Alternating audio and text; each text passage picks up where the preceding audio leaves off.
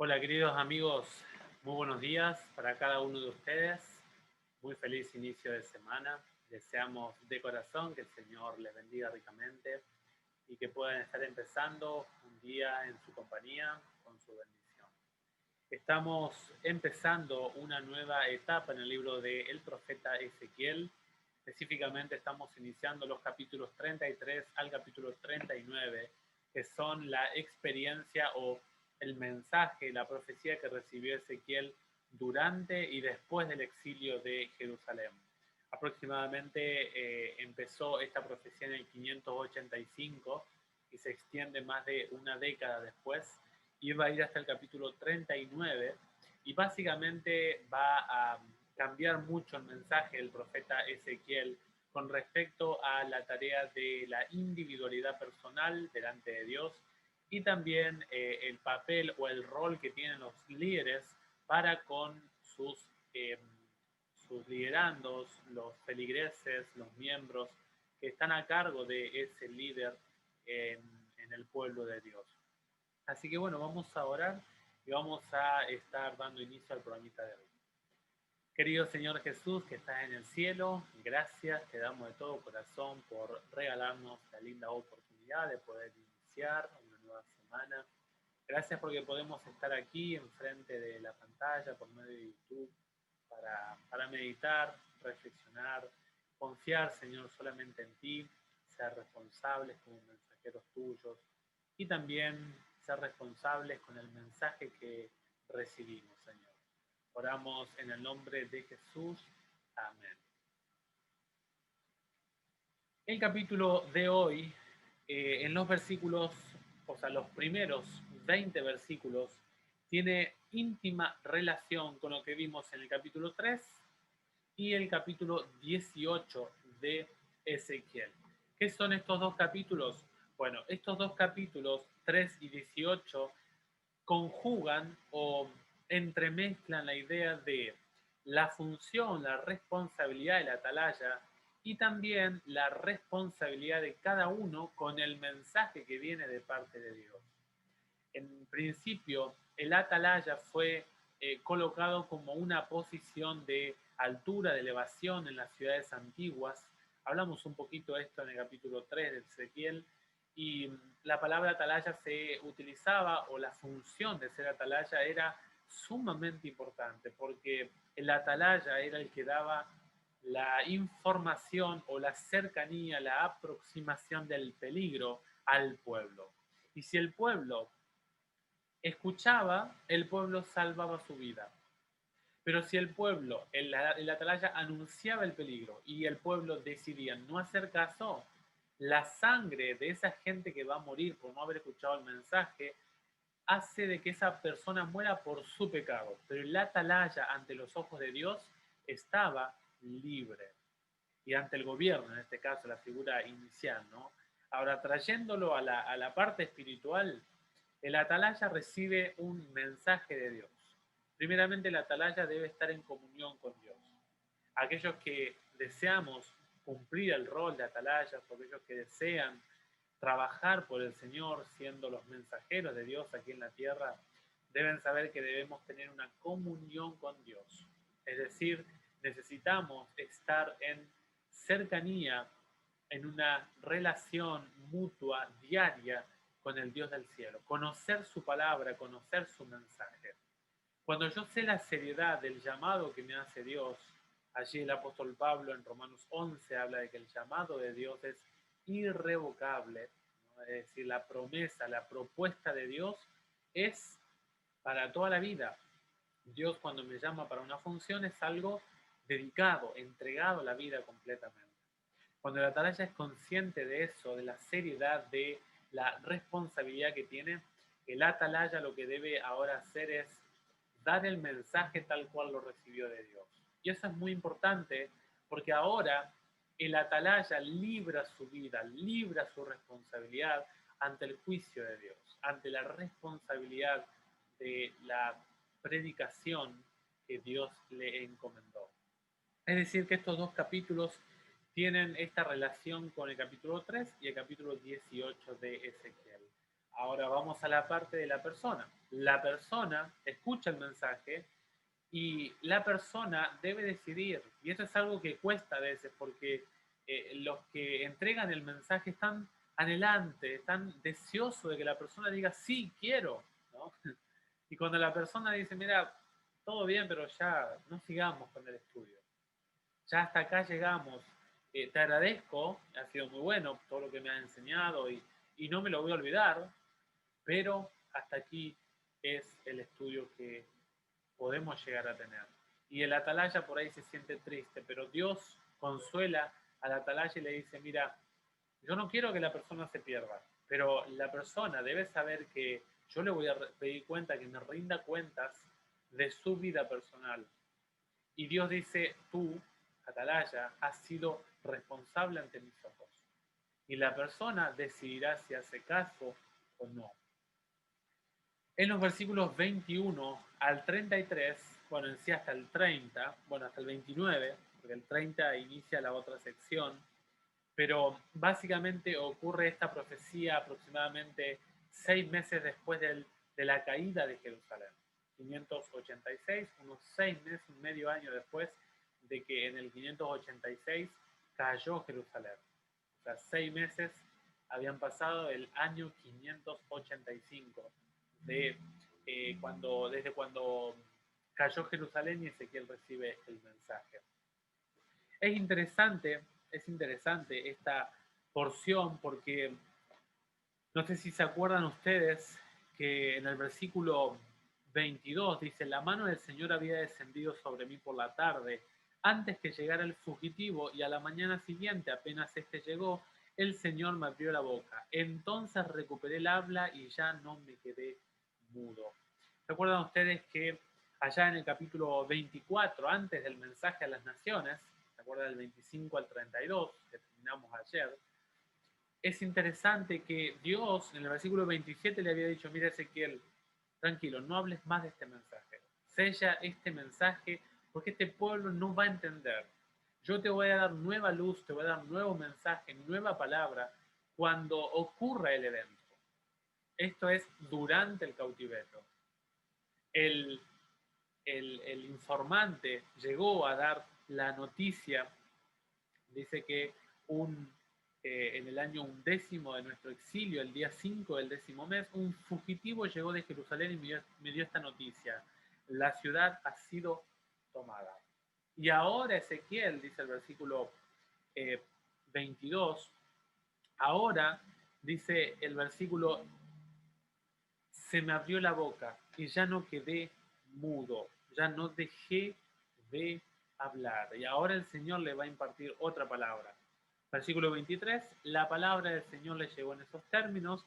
Y ahora el versículo 24 es interesante. Este mensaje de los versículos 24 eh, hasta, ahora vamos a ver hasta el texto, eh, que es un mensaje exclusivamente para los que habitan en Jerusalén. La gente que se quedó en Jerusalén va a recibir este mensaje ahora que va a dar el profeta. ¿Qué le va a decir Dios? Bueno, dice la gente de allá, la gente que quedó, ¿se acuerdan ustedes que los babilonios habían dejado a la gente pobre en Judá? Judá estaba destruida, pero también habían venido otros judíos desde las diferentes poblaciones eh, eh, cercanas, vecinas de Judá. Y la gente decía, Abraham, que era uno solo, recibió esta tierra en posesión. Nosotros somos muchos, y se nos ha dado esta tierra en posesión. ¿Qué está diciendo esta gente? Esta gente es, bueno, este texto, este 24, este versículo, está describiendo una postura arrogante que está teniendo la gente que quedó en Judá. Obviamente no toda, pero había un grupo que estaba pensando esto. Y la gente estaba pensando que Abraham fue uno, solamente un hito, y se le entregó la tierra en posesión.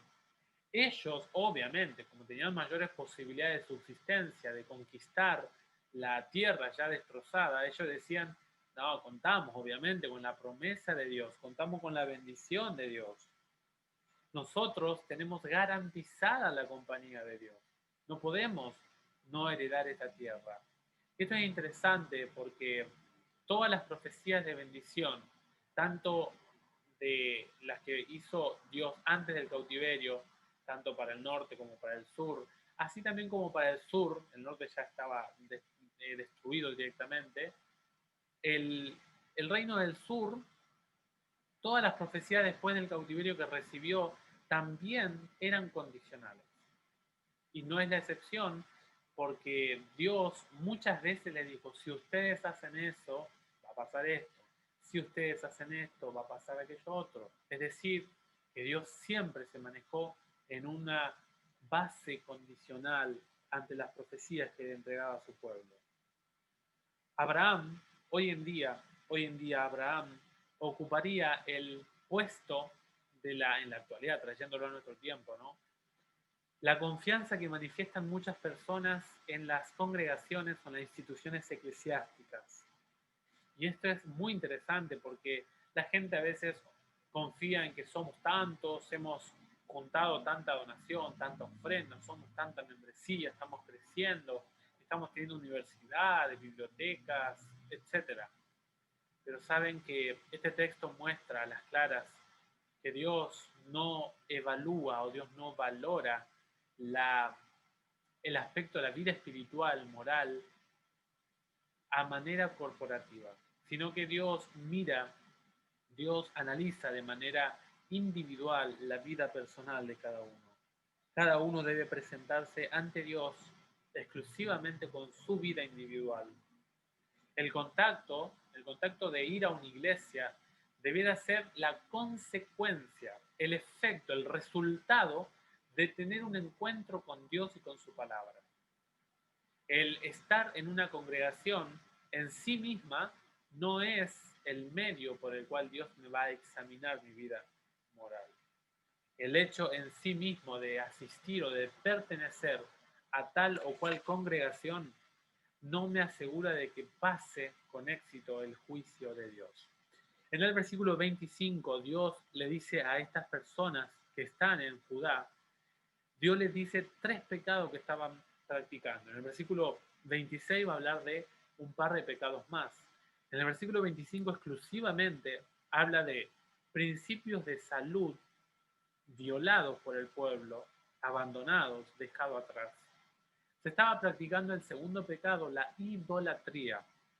Y el tercer pecado que dice el versículo 25 es que practicaban el asesinato, los homicidios, eran moneda corriente, eran noticias diarias. Y específicamente esto lo vemos en Jeremías, el capítulo 49. Para ver un poquito esto, pueden ustedes analizar Jeremías 42 y 43. Y dice el versículo 25, y haciendo esto, ¿ustedes piensan que van a heredar la tierra? El pueblo, como tenía mucha luz, era más responsable aún. En el versículo 26 se nombra acerca de que las muertes se hicieron comunes en los tiempos del profeta Ezequiel en Judá, ¿no? También comportamientos abominables. Y luego habla de pecados sexuales. Dice, manchan la mujer del prójimo. En los versículos 27 y 28 habla de consecuencias que iba a tener la actitud de esta gente allá. Dice en el versículo 27, tú les dirás, así habla el Señor, juro por mi vida, prometo por mí mismo, dice Dios, que los que están entre las ruinas caerán bajo la espada. Los que están por el campo los daré como pasto a las fieras, y los que están en las fortalezas y en las cuevas morirán de peste. 3 tipos de golpes, de finales, de destinos que tenía o que tendría la gente apóstata en Judá. En el versículo 28 dice, haré de este país un desierto desolado, o sea, no habría habitantes humanos, habría desolación social. Se acabará su arrogante poderío, consecuencia política. Las montañas de Israel quedarán devastadas, consecuencia geográfica, territorial. Y luego dice, y nadie más pasará por ellas. No habrá existencia de vida en esta tierra de Judá. Dice el versículo 29. Y cuando yo convierta este país en un desierto desolado por todas las abominaciones que han cometido, entonces se sabrá que yo soy el Señor. Cuando se sepa esta destrucción, ¿por qué ocurrió esto? Porque estas personas, esta gente decidió, decidió alejarse de los principios de Dios. Y en los versículos ahora 30 al 33, específicamente le va a hablar Ezequiel un mensaje, no a la gente de Judá, sino a la gente del exilio, a la gente que está en la colonia del río Quebar, a unos 50 kilómetros de Babilonia. Es interesante que ahora Ezequiel va a recibir una información que él no tenía en cuenta, que el Dios de los cielos le va a entregar. ¿Qué le va a decir Dios? Bueno, le va a decir, mira Ezequiel, te voy a contar qué está pasando en el corazón de esta gente. Tú estás hablando, estás dando tu mensaje, estás siendo un fiel atalaya, pero ellos son personas que solamente son oidoras de la palabra. Vienen en tropel, te escuchan. Noten ustedes que acá Ezequiel no tenía oposición de la gente. La gente en apariencia apoyaba a Ezequiel, pero lo que la gente no hacía era dar el paso siguiente, poner en práctica la palabra de Dios. Y eso es algo que nosotros vemos en estos versículos. Dice, se reúne para hablar de ti junto a los muros y a las puertas de las casas, y se dicen unos a otros, vamos a escuchar qué palabra nos dirige el Señor. Al menos ya confiaban en que Ezequiel era profeta de Dios. ¿Se acuerdan? Anteriormente vimos en otros capítulos que dicen, este es un charlatán. Él mismo crea los cuentos que nos está contando. Él nos dice mentiras. Bueno, al menos ya creían un paso. Los mensajes que va a dar Ezequiel de los capítulos 33 al 39 van a hacer un cambio radical en la vida de fe del pueblo de Judá. Dice acá en el versículo 31, ¿no? Van a ti, se sientan contigo, van muchísimos, todas las familias escuchan tus palabras, pero no las practican. ¿Por qué? Porque hay mucho amor en sus palabras, pero lo único que buscan es su propio interés. Noten ustedes que buscaban sus propias concupiscencias, buscaban sus propias actividades, actitudes impías. Dice en el versículo 32, tú eres para ello como un cantor de canciones de amor que tiene buena voz y toca armoniosamente, escuchan tus palabras y nadie las cumple. Solamente vienen a escuchar un concierto de un famoso cantante. Le gusta cómo hablas, Ezequiel, le atrae tu voz, tu música melodiosa, armoniosa, pero no quieren comprar el CD. Prácticamente Dios le está diciendo, mira Ezequiel, tú estás haciendo bien tu obra. Ellos en apariencia, entre comillas, te apoyan en tu mensaje, pero ellos lo dejan hasta ahí a la cosa. No quieren tomar decisiones, no quieren tomar compromisos. Son solamente oidores de la palabra. Pero cuando todo esto suceda, y ya está a punto de suceder, dice Dios, sabrán que había un profeta en medio de ellos. Qué triste es que el pueblo se enteró de que había un profeta de Dios, que había un mensaje de Dios, una palabra de Dios en un tiempo incorrecto, en un tiempo fuera de tiempo. Ya era quizá hasta tarde. Queridos amigos, tenemos un capítulo que nos habla de responsabilidad del mensaje de Dios para nuestra vida. Tenemos un capítulo que nos habla acerca de cuidado con aferrarme a las instituciones religiosas, sin tener en cuenta que lo más importante es la responsabilidad y la decisión personal individual ante Dios. Y finalmente tenemos un mensaje que Dios conoce el corazón, tanto de la gente de Judá como de la gente exiliada en el río Quebar. Dios, querido amigo, querida amiga, Dios conoce el corazón suyo. Y yo le digo de todo corazón que la vida cristiana, el centro de la vida cristiana es esto, vivir en armonía con la palabra de Dios. Por eso si usted, querido predicador, predicadora del Evangelio, está hablándole a la gente de manera leal lo que la palabra dice, quiero decirle que usted delante de Dios es libre de la responsabilidad de la mala decisión de la gente.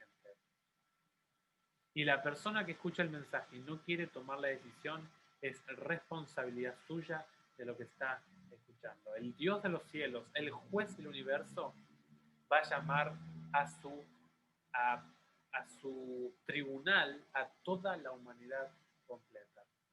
Ojalá que nosotros hayamos tomado una sabia decisión. Que el Señor les bendiga ricamente. Nos vemos en el próximo video. Fuerte abrazo a la distancia.